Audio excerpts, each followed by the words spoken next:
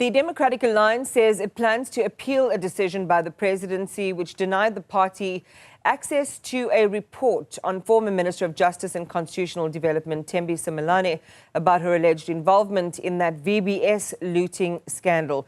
The party submitted a request for access to information under the Promotion of Access to Information Act. This is the PAIA. And we're joined by the DA spokesperson on Justice and Constitutional Development to talk about this. This is Advocate Glynnis Breytenbach.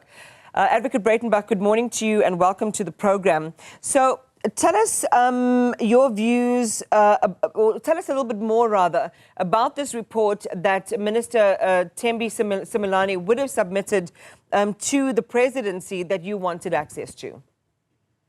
Good morning, Iman. Yes, well, you know, the whole Simelane saga has been a little sordid and a little delayed. When the news broke, she came to Parliament. We asked for an explanation in the front of the Portfolio Committee of Justice. We got an abbreviated explanation, which later turned out to be not quite the whole story.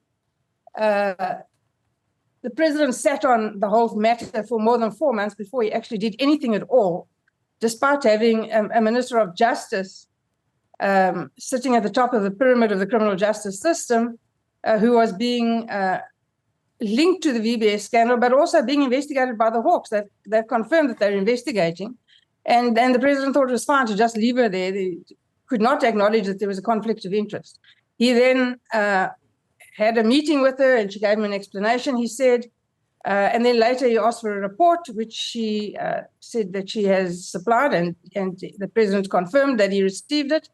And then thereafter he did the most astonishing and very obvious sleight of hand trick by moving her from justice to human settlements, which is, wholly unsatisfactory. And now he's happy to just leave it like that, hoping, of course, that everyone will forget about it and move on. Well, that's not going to happen. The report concerns public money, concerns public funds, it concerns corruption, possible allegations of serious corruption, and it's in the public interest for South African voters and South African taxpayers to know precisely what happened there and make up their own minds about the entire matter. So, yeah.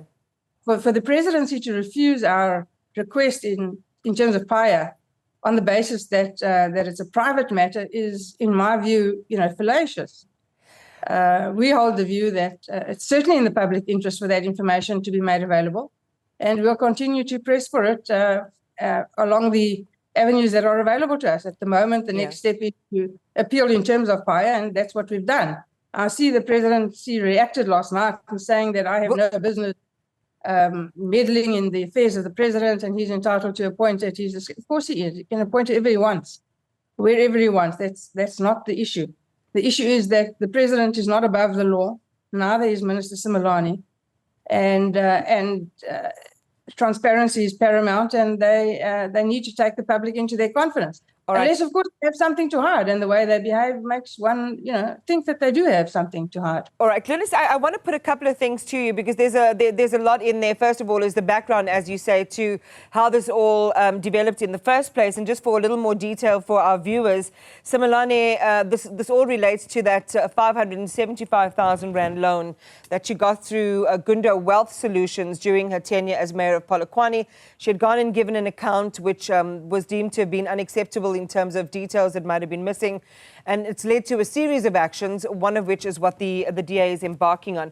I just want to go back to PAIA and the expectation around a response or a positive response based on the request that was made. You talked about Vincent Magwenya. This is the presidency spokesperson, the response that you got from them yesterday, that the president requested that report so that it could help the president essentially assist him to make a decision that he needs to make. And what he goes on to say is that it was never meant to be a public document, nor was it sanctioned under any provision that would make it public. Therefore, that report remains a privileged exchange between the minister and the president as the appointing authority. And then PAIA itself is, this opportunity for South Africans and others who live in South Africa to request information from public and private entities to be able to participate in the decisions that they made. that they make. And what I want to find out from you, Advocate Breytenbach, is whether it is mandatory or whether there is this natural expectation that if you make a PAIA, that it will go your way in terms of what's being sought. Or is it just a recommendation and then the petition party has the discretionary right to say yes or no? Okay, so they don't have the discretionary right to say yes or no. The Act stipulates under what conditions information must be made available. And certainly the public interest trumps just about everything. It's the reason for the existence of the Promotion for Access to Information Act is transparency, access to information. So it's not an arbitrary and discretionary power that you have that you can just ignore requests. Of course, not every request is going to be answered in a positive fashion, and that's fine. That's perfectly entitled to refuse PAIA under stipulated conditions, and nobody has a difficulty with that. So if you're taking a chance and trying to dig up information that is not for public scrutiny, that is not necessarily in the public interest, that you want to perhaps take a shortcut to access information that you're not necessarily legally entitled to, then a PAIA will and can be refused, and there's no issue. This is different. First of all, to talk about a privileged document between the president and Minister Simelane in this instance, in my view, is wholly, wholly misplaced. There is no such privilege that protects that document. But in what instance should it be protected? Why should it be protected? What is contained in that document that is so damaging that the public can't have access to? And Vincent Magwenya goes one step further, Advocate Breytenbach, and I'd like your thoughts on this part of the response, that the DA's request in this regard constitutes overreach and interference with the functioning of the executive. Advocate Breytenbach has absolutely no business interfering with formal exchanges between the president and the ministers that he has appointed. So I think that, again, Mr. Magwenya's argument is somewhat misplaced. And I'm not trying to interfere in the business of the president and his ministers, not in the least.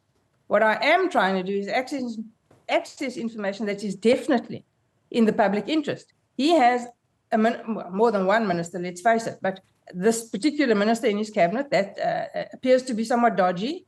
There are serious questions to be asked about her dealings with public money, and the public of South Africa is perfectly entitled to that information, and there's no basis whatsoever, in my view, to refuse it. And the fact of the refusal and the hysterics of the latest press release just make me think that, you know, there's something in there that they desperately don't want anyone to see.